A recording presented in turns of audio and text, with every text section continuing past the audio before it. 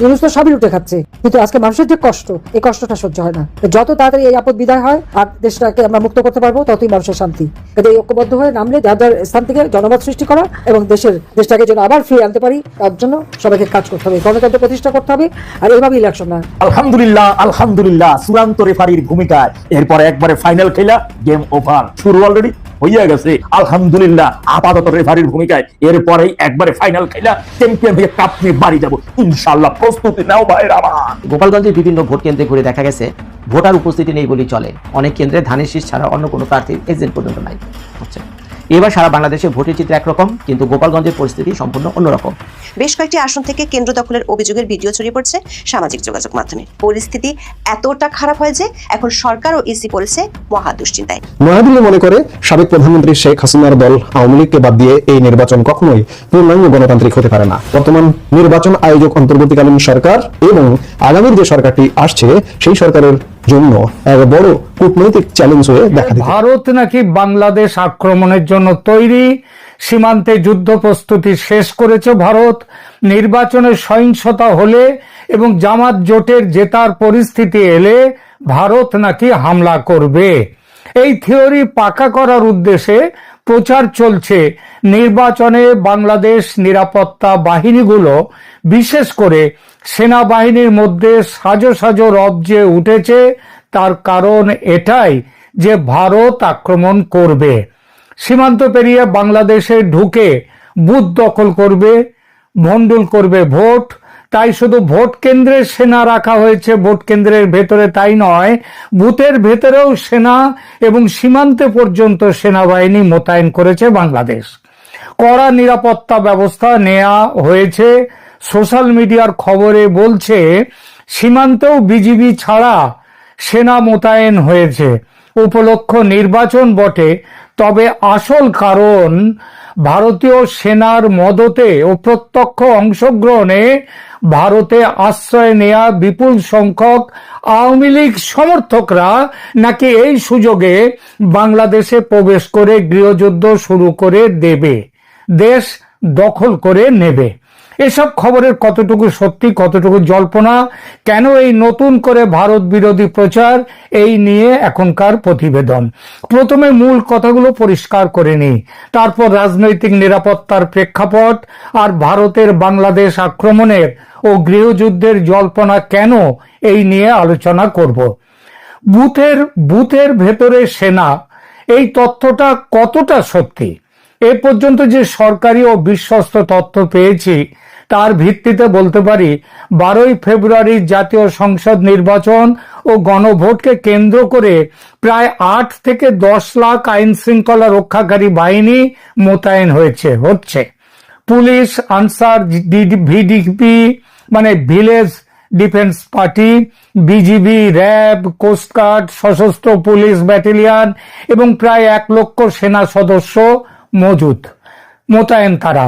এবং এর মধ্যে আবার বাংলাদেশ নেভিও বলেছে তারা নাকি কতগুলো নৌজাহাজ সেই সবগুলো কাজে লাগাচ্ছে। জানি না সেসব কাজগুলো কিভাবে হচ্ছে, কেন হবে, তবে কারণগুলো কি হতে পারে সেইটা বলি।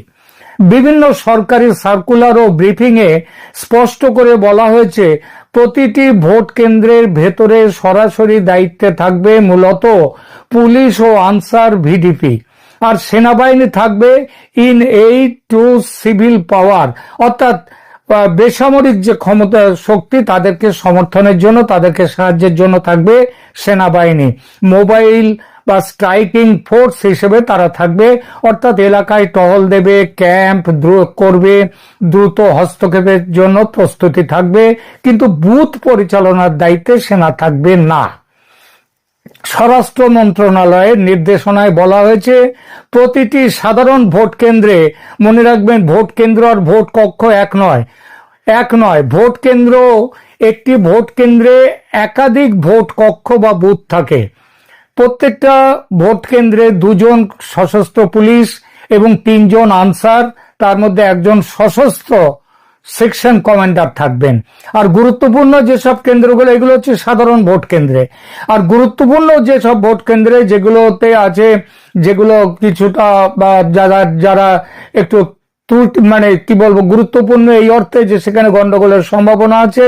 সেসব জায়গায় 3-4 জন সশস্ত্র পুলিশ থাকবে, 3 জন আনসার থাকবে, এবং এছাড়াও প্রতিটি কেন্দ্রে অতিরিক্ত 10 জন লাঠিধারী আনসারও থাকবে, যার 6 জন পুরুষ 4 জন নারী।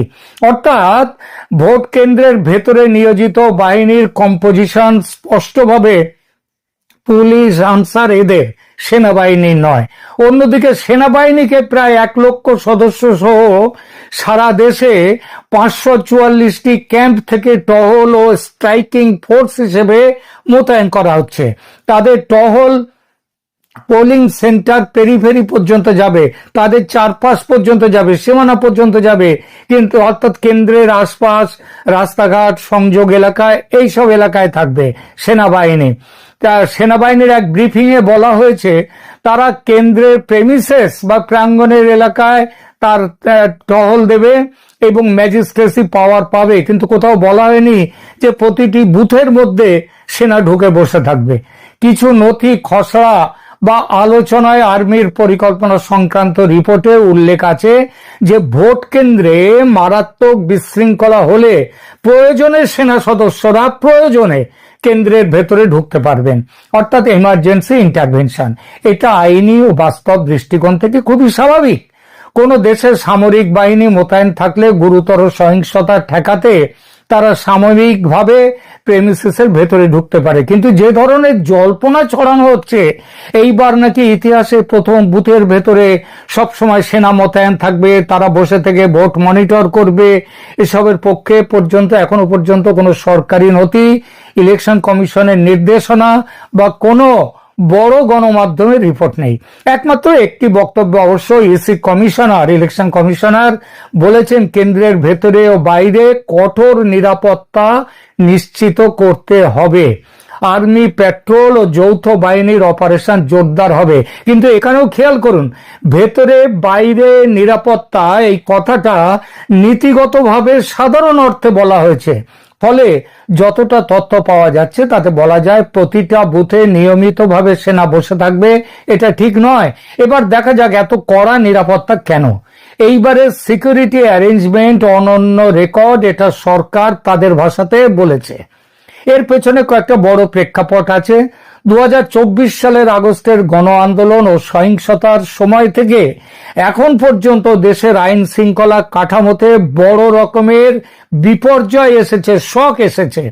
পুলিশের মনোবল, অস্ত্রলুট, দুষ্কৃতিকারী গোষ্ঠী তাদের সংগঠিত হওয়া ইত্যাদি বহু কারণ আছে। সরকারি ব্রিফিং এ বলা হয়েছে, সরকার নিজে স্বীকার করেছে 2024 সালের ওই সময়ে লুট হওয়া প্রায় 1350 আগ্নেয়াস্ত্র এখনো উদ্ধার হয়নি। এছাড়া পাকিস্তান থেকেও জাহাজে প্রচুর অস্ত্র এসেছে এবং সেসব অস্ত্র সন্ত্রাসীদের হাতে গিয়েছে বলে বিভিন্ন সূত্রে খবর। এগুলো নির্বাচনকে ঘিরে ব্যবহার হওয়ার ঝুঁকি আছে, এটা নিরাপত্তা বাহিনী আশঙ্কা করছে। সব মিলিয়ে সহিংসতার এই ঝুঁকি নিয়ে ইলেকশন কমিশন ও সেনা দুপক্ষই অতিরিক্ত সতর্ক। এই প্রেক্ষিতে 50-এর বেশি ভোট কেন্দ্রকে ঝুঁকিপূর্ণ দেওয়া হয়েছে। পুলিশ জানিয়েছে প্রায় 43,000 কেন্দ্রে 24,000 বুথ হচ্ছে হাই বা মডারেট রিস্কের। এর প্রতিক্রিয়ায় 90% কেন্দ্রে সিসিটিভি বসেছে, অনেক জায়গায় পুলিশকে বডি ক্যামেরা দেয়া হয়েছে, স্ট্রাইকিং টিম, মোবাইল টিম এসব রাখা হচ্ছে। সব মিলিয়ে ভোট কেন্দ্রকে একেবারে যেন সামরিকীকরণ করার একটা, মানে যেন মিলিটারি আর্মির দখলে নেওয়ার মতো যেন একটা শক্ত প্রবণতা আছে, কিন্তু এর ভেতরের ম্যানেজমেন্ট এখনো ফর্মালি বেসামরিক বাহিনীর হাতে। এবার সীমান্তে বিজিবি সেনা মোতায়েনের গল্পটা, এই প্রশ্ন নিয়ে আলোচনা করি। সরকারিভাবে যা পরিষ্কারভাবে যা জানা যাচ্ছে সেটা হলো নির্বাচনের আগে বিজিবি মানে বাংলাদেশ বর্ডার গার্ডস তারা পুরো সীমান্তে নজরদারি বাড়িয়েছে। রাজশাহী সমেত বিভিন্ন সেক্টরে অতিরিক্ত প্ল্যাটুন, হেলিকপ্টার, স্ট্যান্ডবাই, মোবাইল ও স্ট্রাইকিং ফোর্স এসবের কথা বিজিবির যে ব্রিফিং সেখানে এসেছে। ভারতের বিএসএফ এর সঙ্গে একের পর এক সমন্বয় সভা করছে বিজিবি, যাতে সীমান্তে স্থিতিশীলতা থাকে ও অনুপ্রবেশ, অস্ত্র, ড্রাগ পাচার, নাশকতা এগুলো ঠেকানো যায়। এসব রিপোর্টে স্পষ্টভাবে বিজিবির ভূমিকা সামনে। বাংলাদেশ সেনাবাহিনীকে সরাসরি সীমান্ত গার্ড হিসেবে মোতায়েন করার কোনো সুস্পষ্ট সরকারি ঘোষণা নেই। সেনাবাহিনী যেহেতু সারা দেশে মোতায়েন, তাদের ক্যাম্প ও টহলের অংশ কোনো কোনো জায়গায় সীমান্ত অরবিটের ভেতরে, তাদের এলাকার ভেতরেও পড়তে পারে এবং আছে, কিন্তু তার নির্বাচন উপলক্ষে সীমান্তে সেনা মোতায়েন নয়। আজকে সকালে এমন একটা কথা পেলাম, যেন একটা ইউটিউবেই পেলাম কথাটা, খুব নামি ইউটিউব, সেখানে আমাদের ভারতের একজন বিশেষজ্ঞকে ডেকে নিয়ে যাওয়া হয়েছে সেখানে মতামত দেওয়ার জন্য। তাকে ওই প্রশ্নটা করা হলো যে সীমান্তে সেনা মোতায়েন এত বিপুল ভাবে করা হচ্ছে কিনা। সেখানেই জানতে পেরেছিলাম যে বুথে বুথে সেনা মোতায়েনের কথা। আসলে এসব ছড়ানো হচ্ছে ভারত বিরোধী জিগির একটা নতুন চেহারায় তুলে ধরার জন্য। চেহারাটা হলো নির্বাচনের সুযোগ নিয়ে ভারত বাংলাদেশে সামরিক অভিযান করতে পারে, তাই সীমান্তে সেনা মোতায়েন করেছে বাংলাদেশ। অদ্ভুত থিওরি। ভারতীয় সেনার মদতে আওয়ামী লীগ সমর্থকরা বাংলাদেশ আক্রমণ করতে পারে, গৃহযুদ্ধ বাঁধতে পারে। এই কথাগুলো কতটা বাস্তবসম্মত? এখানে তিনটে স্তর আলাদা করতে হবে। একটা বাস্তব রাজনৈতিক প্রেক্ষাপট, একটা সীমান্ত নিরাপত্তার যৌক্তিক আশঙ্কা, আর তৃতীয়ত ভারতীয় সেনা এবং আওয়ামী লীগের ক্যাডার মিলে গৃহযুদ্ধ বাঁধাবার ষড়যন্ত্র, এই যে তত্ত্বটা, সেইটা। এই তিনটে ভাগে কথা বলবো। আওয়ামী লীগকে 2026 সালের এই নির্বাচনে প্রতিদ্বন্দ্বিতার বাইরে রাখা হয়েছে। এটাকে আওয়ামী লীগ ও অনেক মানবাধিকার গোষ্ঠী ড্রাকোনিয়ান ব্যান বলে উল্লেখ করেছে, মানবাধিকারের বিপুল উল্লঙ্ঘন। ভারতের তীব্র বিরোধিতা করছে অনেক আগে থেকেই। হাসিনা পরবর্তী ইউনূস সরকার ভারতের প্রতি আদৌ সৌহার্দ্যপূর্ণ নয়, এটা একেবারে অত্যন্ত সত্যি। কিন্তু তাই বলে বাংলাদেশকে কঠিন শিক্ষা দেওয়ার হলে আগেই সেটা দিতে পারত ভারত, নির্বাচনের অপেক্ষায় বসে থাকতো না। আর ভারতে আশ্রিত আওয়ামী সমর্থকদের নিয়ে 71-এর মতো মুক্তিবাহিনী তৈরি করে বাংলাদেশে সামরিক অভিযানের যে চক্রান্তের গল্প ছড়ানো হচ্ছে, সে সম্পর্কে বলতে গেলে প্রথমেই বলতে হয় 71 আর 26-এর প্রেক্ষিতে বিস্তর ফারাক। এটা ঠিক যে সেবারের মতো বিপুল সংখ্যক আওয়ামী সমর্থক ও সংখ্যালঘু হিন্দু সম্প্রদায়ের মানুষ সহ অনেকেই নিরাপত্তাজনিত কারণে ভারতে চলে এসেছে গত 1.5 বছরে, এবং তারা আসতে চাইছে আরো অনেকেই। এই প্রবাহ ভবিষ্যতে আরো বাড়তে পারে বলে সতর্কতা আছে।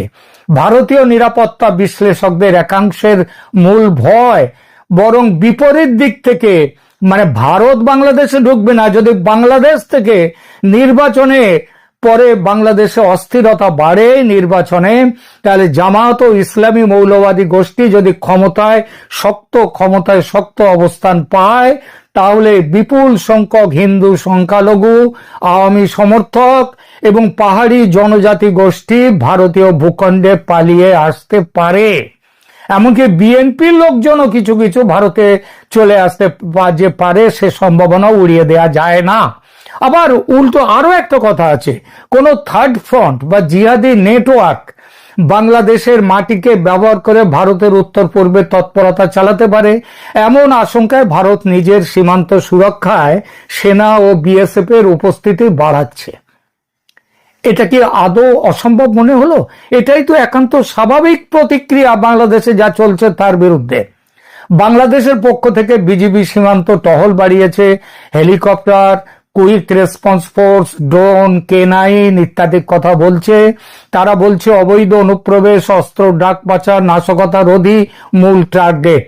এ সব কিছুর ভেতরে কোথাও বিশ্বাসযোগ্য জায়গা থেকে এই কথা বলা হচ্ছে না যে ভারতীয় সেনার সরকারি পলিসি হিসেবে আওয়ামী লীগ সমর্থকদের সংগঠিত করে বাংলাদেশে ঢুকিয়ে গৃহযুদ্ধ বাঁধাবে কিংবা বাংলাদেশ দখল করে নেবে। এটা কোনো জায়গা থেকে বিশ্বাসযোগ্য জায়গা থেকে এই কথা কিন্তু বলা হচ্ছে না। এটা যে শুধু কষ্ট কল্পনা তাই নয়, ডাহা মিথ্যা। তাহলে এই গুজব তৈরি কেন? কিছু বাস্তব উপাদান আছে যেগুলোকে মিক্স করে মিলিয়ে মিশিয়ে ষড়যন্ত্র তত্ত্ব বানানো খুব সহজ। একটু আগে বললাম 71-এর কথা। 1971-এ ভারত আনুষ্ঠানিকভাবে মুক্তিবাহিনীকে প্রশিক্ষণ ও অস্ত্র দিয়ে পাকিস্তানের বিরুদ্ধে গেরিলা যুদ্ধ চালিয়েছিল। বাংলাদেশি জাতীয় স্মৃতিতে সেটার একটা শক্ত উপস্থিতি আছে। এখন হাসিনা নির্বাসিত, আওয়ামী লীগ নিষিদ্ধ এবং ভারতের সঙ্গে সম্পর্কের টানাপোড়েন, যারা আওয়ামী লীগের সমর্থক তাদের একটা অংশ চাইতেই পারে ভারত আবার 71-এর মতো সাহায্য করুক, তারা চাইছেও। বিপরীত পোলের রাজনৈতিক শক্তিগুলোর পক্ষে এই ভয় বাজারজাত করা, মানে এই জামাত এবং ওদের পক্ষের যারা আছে, এই ভয়টাকে বাজারজাত করা কৌশলগতভাবে খুব লাভজনক। দেখো, ভারতীয় সেনা নাকি ঢুকিয়ে দেবে বাংলাদেশে, গৃহযুদ্ধ লাগবে, তাই কঠোর ব্যবস্থা নিতেই হবে, তাই এই কড়া নিরাপত্তা, তাই সেনা সর্বত্র লাগিয়ে দেয়া হয়েছে, এমন ন্যারেটিভ দিয়ে ভেতরের কঠোর মনিটরিংকে জাস্টিফাই করা যায়, আর সেই সঙ্গে ভোটের পাওয়ার প্রচারটাও করা যায়। আর সেটাই করছে জামাত, এনসিপি ও তার সঙ্গে থাকা দলগুলো।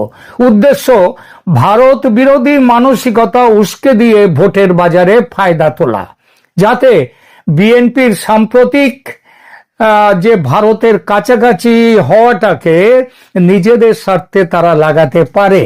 একই সঙ্গে ভারত বিরোধী বাংলাদেশি অস্ত্রে শান দিয়ে ভোটের ফায়দা যাতে লোটা যায়, তার জন্যই ভারত বাংলাদেশ আক্রমণ করতে পারে, গৃহযুদ্ধ বাঁধাতে পারে, আওয়ামী লীগের সৈন্য নিয়ে ভারতীয় সেনারা ভারতে ঢুকতে